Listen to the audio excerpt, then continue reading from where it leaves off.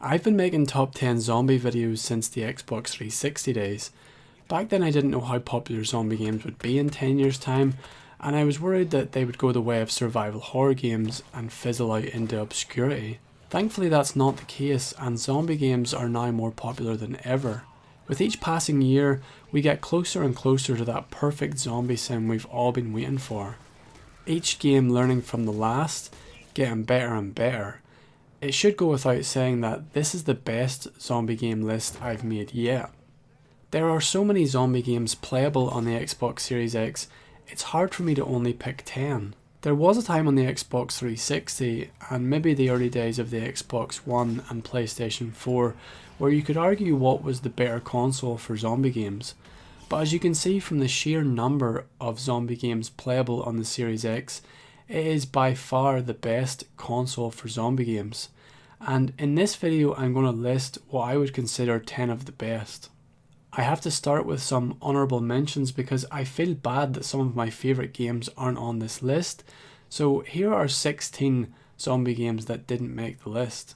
If you're a fan of zombie games and you watch these videos to discover new ones, then I'd recommend you check out one of these 16 games. I also have a full list of zombie games on the Xbox, and you can see that in the video description just by clicking the show more button below the video. I usually like to start my list with a light-hearted entry to show that not all zombie games have to be serious, and I can't think of a better game for the number 10 spot than Stubs the Zombie. First released on the original Xbox, this was a game I didn't get a chance to play first time round because it didn't get a big release where I live and it was quite a rare game, so I'm happy to finally get a chance to play it. What I love about this game is that it doesn't take itself seriously. Even the achievements make fun of the game. One of the first you unlock is called That Didn't Age Well, and you get it for, in their words, completing a painfully slow, forced tutorial. The other reason I like this game is that it's complete role reversal from the zombie games I'm used to. It's surprisingly satisfying to build up an army of zombies instead of stopping an army of zombies. It would be very hard to complete most of the levels in Stubs if you had to do it on your own, so to make it easier, every human in the game you kill helps by reanimating and joining your team. A good example of this is in the police station level where you sneak around the different rooms slowly picking off the humans. At first I thought it would be clunky to try and command the zombies into doing what you want, but for the most part they do what you need on their own without you having to tell them. All you really need them to do is create a distraction and take the attention off you, and also take the gunfire off you for long enough that you can sneak up and eat the brains of the unsuspecting human, which adds to your army, and rinse and repeat. This game mechanic isn't seen too often, and I don't know why, because it's very satisfying to slowly turn your enemies into your teammates. I would love to see a modern day version of this game. If not a remake, then a sequel, maybe even with co-op single player, but sadly I doubt it'll ever happen. Someone else! Oh, in my head! Number 9. The Last Stand Aftermath. This was created by an indie developer based in Australia called Con Artist Games. They've worked on a few zombie games, but this is by far their best. In this game you play as one of the infected, so you'll eventually die, but before that happens you're sent outside the safety of your base on a mission to gather as many resources and knowledge for your community as possible. When you die, and you will die, you choose from a randomly generated survivor to go out and explore the post-apocalyptic world. But you don't start from scratch, because when you're exploring, if you find a radio, you can transmit the location of resources and knowledge back to your base and use it for your next turn. The path your survivor takes is always different, and the locations you visit are always different because this is a roguelike game. I'm not sure exactly how many possibilities there are within the locations, but I've never seen the same one twice, just some that are similar. This actually brings a lot of variety to the game, and I think that if you visited the same places all the time it would get really boring, so it's nice to see that there's something new to explore every time you go to the next checkpoint. The best way I can describe the gameplay is everything is purposeful. When you run out of bullets in your gun's magazine and you press the trigger, all you'll hear is a click. and you better hope that you have a good melee weapon or else you're having a fist fight with zombies. We take it for granted now that games will automatically reload when you pull the trigger, and this is just one example of how the game doesn't hold your hand. You have to manage your inventory well and make sure you're well equipped, or you can get caught off guard quite quickly in this game. The Last Stand Aftermath has some really good ideas, although some of them I've seen before. For example, choosing a path and running out of fuel was seen in the Xbox 360 Walking Dead game. But it's a really good idea, so I like its inclusion and I think it works well in The Last Stand. I also think the game is bordering on being a survival horror game. It's well worth playing for the money, and I really hope to see more zombie games like this from Con Artist Games in the future. Number 8. Dead Rising Remastered. I feel like this will probably be the last time Dead Rising appears on one of my lists, which is a shame to me because way back in 2010 on my first ever zombie game list, Dead Rising was number 1. Dropping to number 8 says more about the quality of the other zombie games on the Series X than it does about Dead Rising, because I still love this game. So why is it still on the list after all these years? The first zombie movie I ever watched was Dawn of the Dead. Ever since then I've become obsessed with the idea of being in a zombie apocalypse and using a shopping mall as a base. No game comes closer to Dawn of the Dead than Dead Rising. It even says in the front of the box, this game was not developed, approved or licensed by the owners or creators of George A. Romero's Dawn of the Dead. But I will say the game is more Shaun of the Dead than Dawn of the Dead because it has a comedy feel to it, partly because almost everything can be used as a weapon. In the movie Dawn of the Dead, they secure all the doors and clear the mall from zombies, and I think this would have been a very satisfying goal to reach in the game, to slowly clear the areas instead of the zombies just spawning back when you exit an area and then return later. So I do think this trapped in a mall scenario could have been explored a little bit more, and it always annoyed me that the later Dead Rising games took place in small towns instead of a big shopping mall. Zombie Army 4 Dead War is a sequel to Zombie Army Trilogy, which is a spin-off of the Sniper Elite series. Usually when a new Sniper Elite comes out, it's followed up by a new Zombie Army game, but unlike COD Zombies, this is a standalone game with lots of content. Zombie Army 4 even has the characters from both Left 4 Dead games, and I'm not even sure why. I don't know what the connection to the Left 4 Dead games is, but I'm not complaining because it's free and it's cool to see these characters in another zombie game on my Xbox Series X. We'll probably never get a Left 4 Dead 3, so at least we get to see these characters again. But this game doesn't have the same gameplay as Left 4 Dead. They're both 4-player co-op zombie games, but Zombie Army is much slower paced. The zombies are more like the traditional slow moving zombies, instead of the rage infected zombies we see in Left 4 Dead. They kinda have to be slow moving in order for the sniper rifle to be effective. At times it feels like you're shooting fish in a barrel, but it never feels boring. It feels like there's a relentless horde of zombies surrounding you, and it can be quite challenging to hold them off. I think Zombie Army would be better played online with friends, but it also works well as an offline single player. And if like me you don't have anyone to play zombie games with, it's good to see that it's not an online only game. So if you're looking for an arcade-like zombie campaign with lots of content, I think this is well worth checking out and it deserves its place at number 7.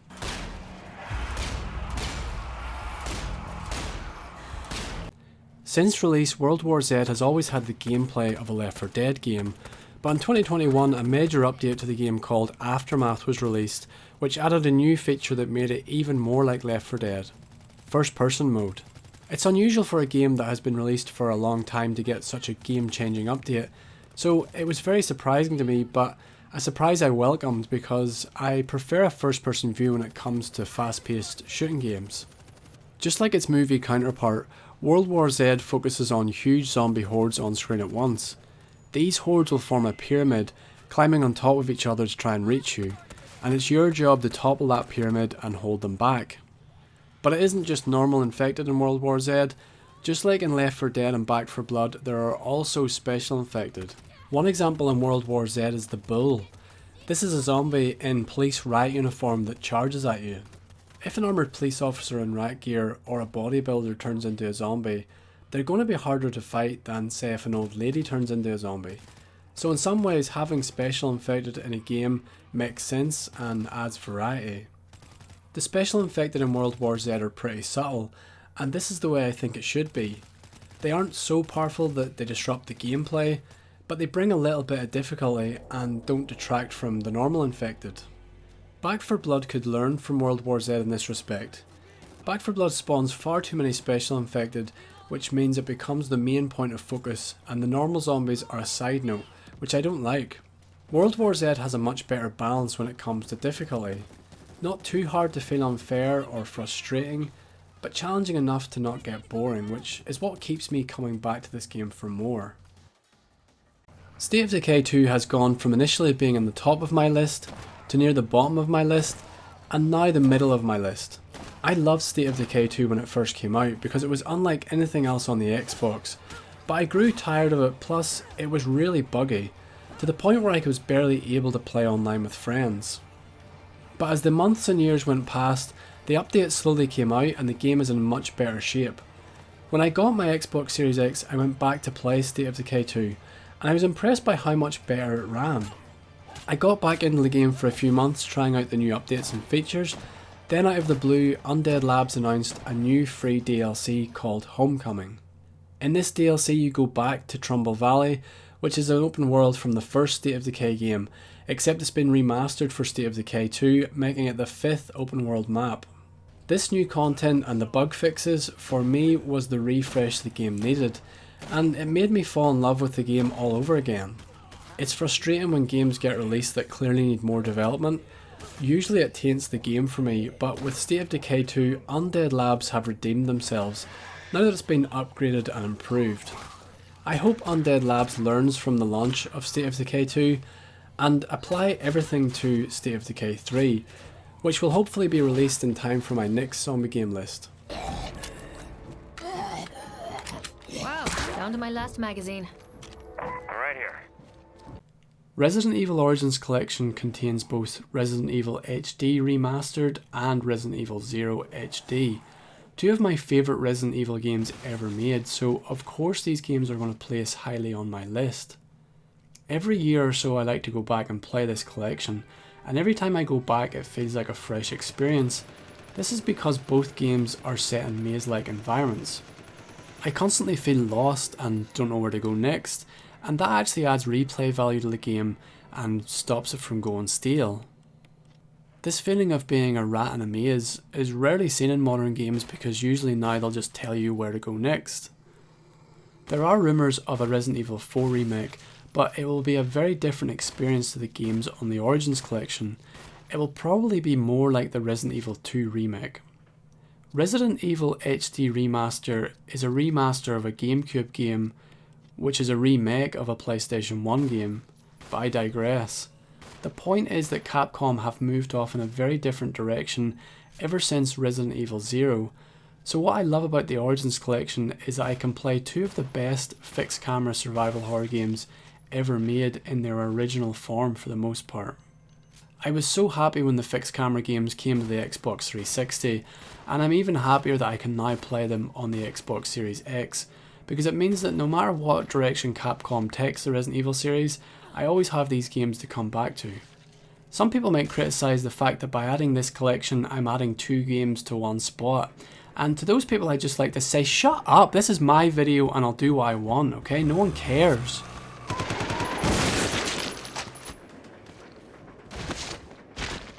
Number 3. Back 4 Blood. This game received a lot of criticism, but as you can see I'm one of the defenders of the game. Why else would I place it so highly on my list? In fact, I would have placed it even higher on the list if it wasn't for the punishing difficulty. And it's not just me saying that I think the game's too hard, even the developers themselves think the game's too hard. The thing is, I love a challenge, but they just went way over the top. The difficulty is legendary, but I'm really hopeful that with some updates the difficulty will improve. Another criticism the game gets is that the physics isn't as realistic as Left 4 Dead, but that's just the result of the game not being in the source engine, and also the models being much higher polygon. Physics aside, there is no arguing that the game looks way better than Left 4 Dead, So there is a trade-off with those better graphics, that the physics just aren't the same. The Source engine is a masterpiece, one of the best engines ever made and rivaled by nothing else at the time. The idea that people are expecting Turtle Rock Studios to get the same results using the Unreal Engine is funny to me. And I'm not saying that the Unreal Engine isn't as good as Source, I just never expected Turtle Rock to emulate the Source engine exactly, and I think it's funny that people did. Criticism and difficulty aside, I played a lot of Left 4 Dead style games, and Back 4 Blood is probably the leftest and deadest of the Left 4 Dead games. What I mean is, in many areas they improved on the original Left 4 Dead formula. The addition of the cards means that you have a unique game experience every time you change your deck, which adds a lot of strategy and replay value to the game. The environments and locations look impressive, and you can tell a lot of time has went into the level design and the framing.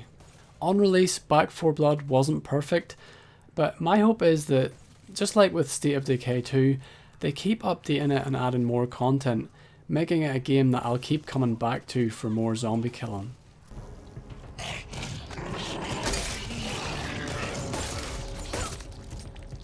Resident Evil 2 Remake is three things to me: the best recent zombie game from Capcom, the best recent survival horror game from Capcom, and the best recent Resident Evil game from Capcom. I love this game. It was everything I wanted in a remake, which makes the abysmal Resident Evil 3 Remake follow-up a hard pill for me to swallow. So why is the Resident Evil 2 Remake so high on the list? Because of the zombies. This is about quality over quantity. World War Z has a lot of zombies on screen at once, which is fun in an action arcade way, but Resident Evil 2 Remake can do something with 3 zombies on screen that World War Z can't do with 300 or even 3,000 zombies. 3 zombies shambling after you in Resident Evil 2 Remake are way more terrifying than 300 sprinting at you in World War Z. There were many times where I felt a sense of dread when wandering around the police station, anxious as to what was around the next corner. This is a feeling you won't get with an action game, and it's why I love the survival horror direction Capcom took. The police station feels alive, for lack of a better word. The zombies are robust, and unlike in other games, they don't constantly spawn in on you once the previous zombie has been killed. If you kill a zombie, it's gone for the rest of the game. If you walk or run past a zombie, it'll still be there waiting for you when you come back. Shoot off its legs and it'll be crawling about for the rest of the game. The zombies are part of the police station in the same way that the furniture is a part of the police station. They're not like the zombies in other games where you just hold down the trigger and don't really think about them. I have a feeling that the Resident Evil 2 Remake will remain high on my zombie game list for a long time, but I also hope that Capcom release an even better survival horror game that can replace it.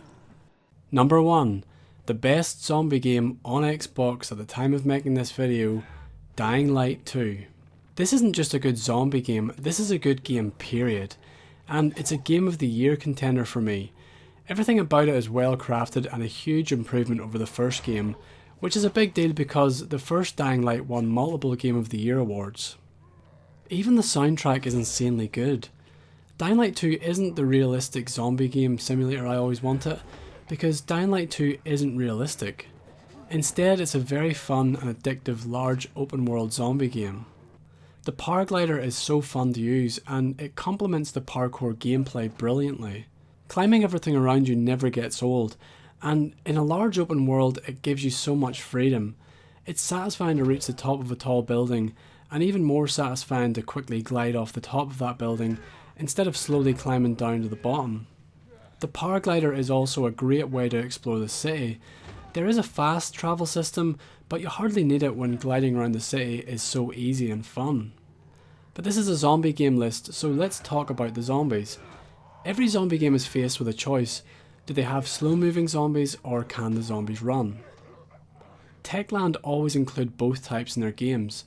During the day, the most common type of zombie on the streets are called biters. They're in the later stages of the Haran virus, so they're slow moving, which makes them easy to outrun and climb away from. Another type of zombie are the virals. The virals are recently infected humans that are still in the early stages of the Haran virus.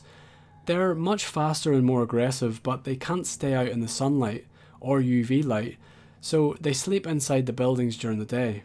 This reminds me of the movie The Omega Man, or the more recent adaptation I Am Legend, in that they're half zombie, half vampire.